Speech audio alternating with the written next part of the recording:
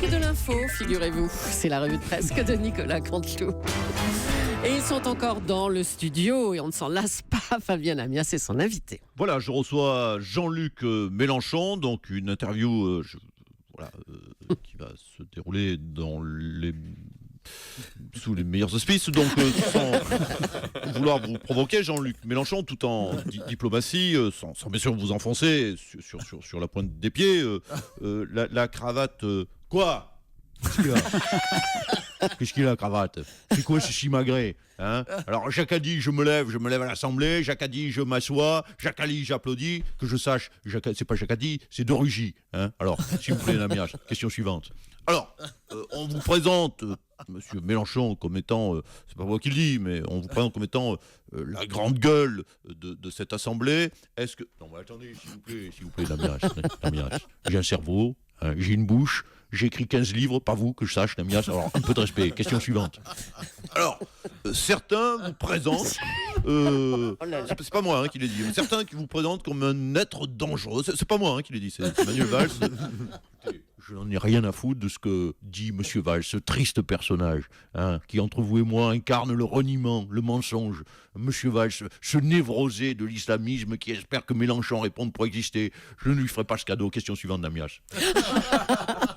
Alors, Jean-Luc Mélenchon, Richard Ferrand, alors, qui s'en débrouille hein ? On s'est déjà tapé 6 mois de Costard le Fillon, 2 semaines de Ferrand, maintenant 24 heures de Manon Cravate. Question suivante, Namias.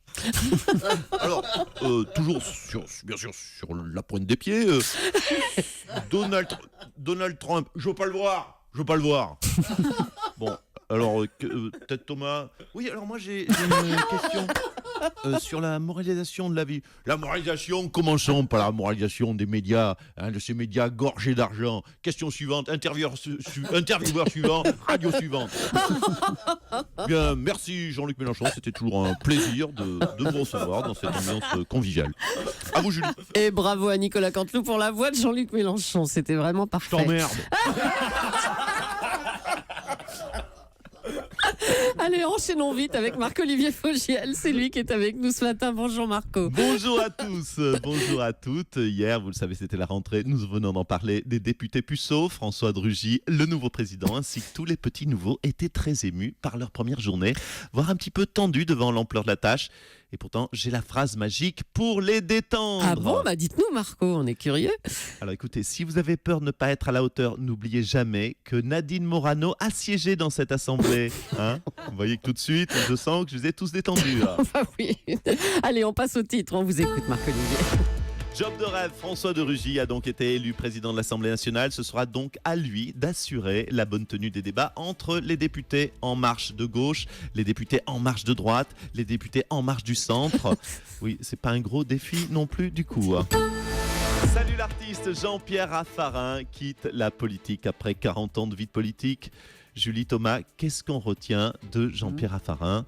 Bon, il aura donné son nom à la Raffarinade. Voilà, c'est ça. Alors, une Raffarinade, qu'est-ce que c'est ? C'est une phrase qu'on ne comprend pas. Hein, il était fan de Laurie également, on le rappelle, de la positive attitude.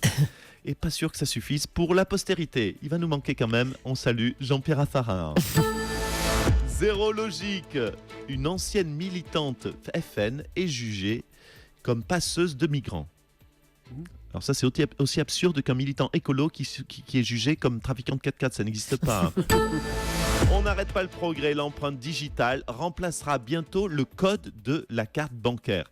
Donc c'est une bonne nouvelle pour nos amis manchots qui feront du coup des économies. Oh là là, non, Laurent Cabrol, non, je vous interdis d'imaginer une autre solution que l'empreinte digitale pour nos amis manchots. Hein. Merci.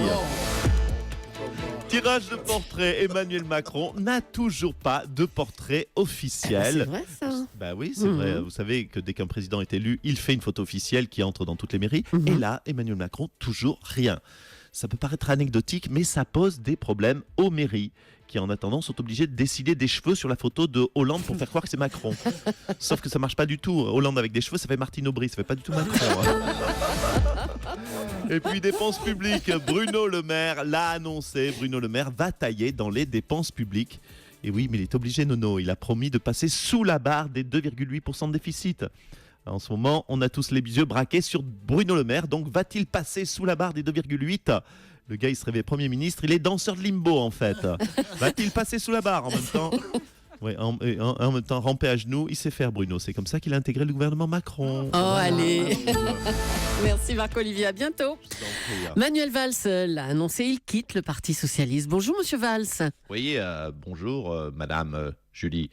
Oui, j'ai décidé, on avait conscience de quitter le Parti Socialiste. Toutes les bonnes choses, vous le savez, oui, ont une fin. Je suis allé voir donc mes camarades socialistes et je leur ai dit, les amis, je pars.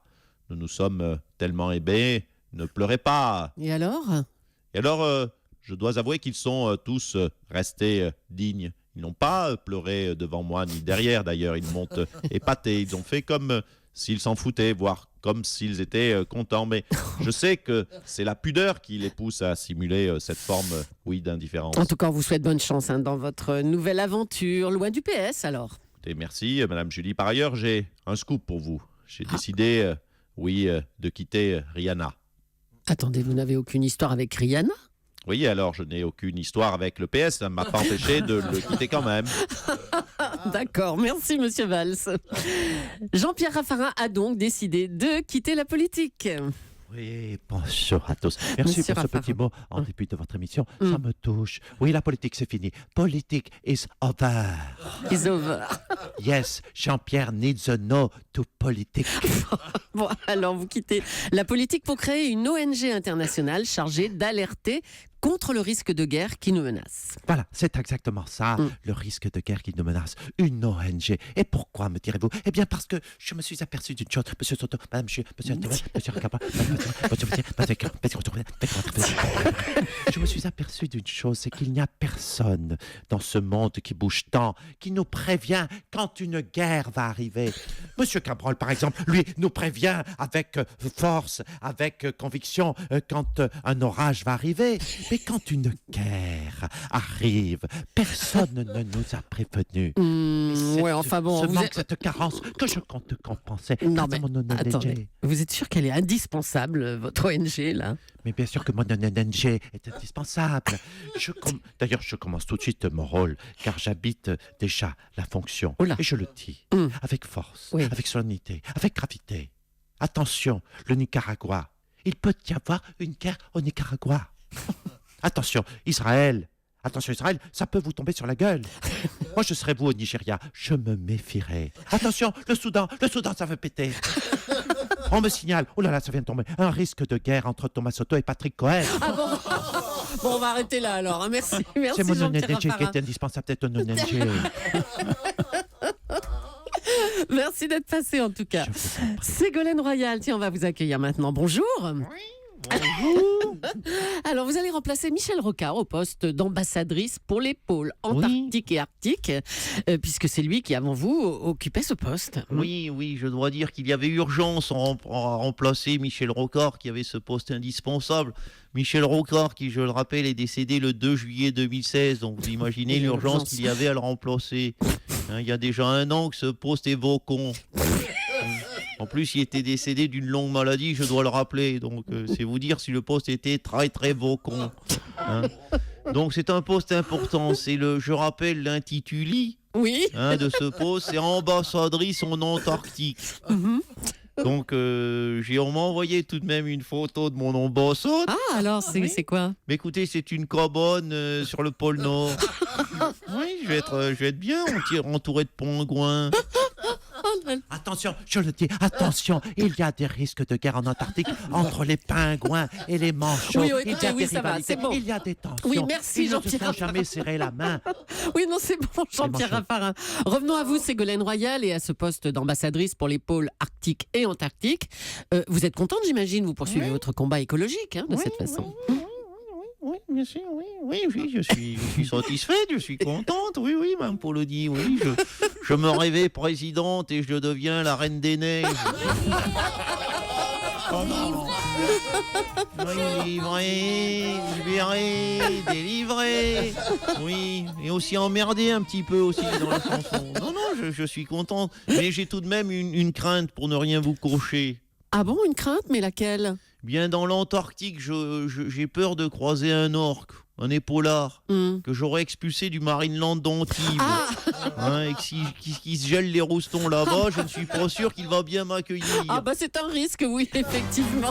Merci Ségolène Royal. Bravo à Nicolas. Dany Cohn-Bendit, vous êtes là ou pas? Bonjour Dany. Oui, salut Thomas. Oh, c'est tout, j'ai envie de vous dire bonjour. Merci. Ouais. Bravo. Salut.